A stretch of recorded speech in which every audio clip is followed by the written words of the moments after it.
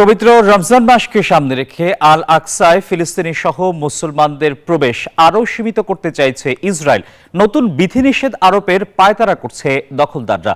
বার্তা সংস্থা আনাদুলু এজেন্সির এক সাক্ষাৎকারে এমন অভিযোগ তুলে ধরেন জেরুজালেমের সাবেক গ্র্যান্ড মুফতি শেখ ইকরিমা সাবরি।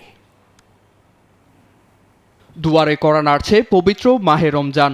সংযম ও ইবাদতের মাসকে সামনে রেখে উচ্ছ্বসিত বিশ্বের ধর্মপ্রাণ মুসলমানরা। তবে কপালে দুশ্চিন্তার ভাঁজ ফিলিস্তিনি সহ পশ্চিম তীর ও জেরুজালেমবাসীর।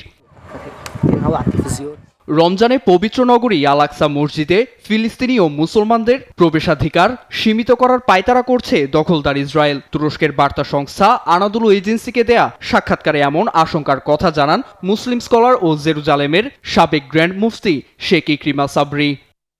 ওদের স্বপ্ন পূরণে পাশে থাকতে পেরে আমরা গর্বিত।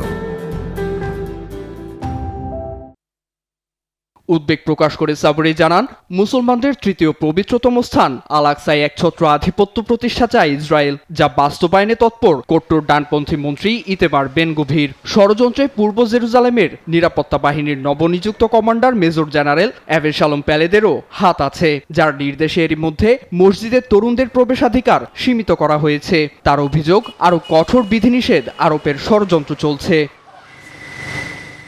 রমজান উপলক্ষে বহু মানুষ পশ্চিম তীর থেকে জেরুজালেম যাত্রা করেন, আদায় করেন নামাজ। এতে নিরাপত্তার অজুহাতে ইসরায়েলের স্বেচ্ছাচারিতাকে ধর্মীয় অধিকার পালনে বাধা হিসেবে দেখা হচ্ছে।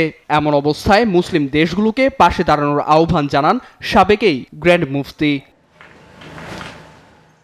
নীরব দাস, নিউজ 24।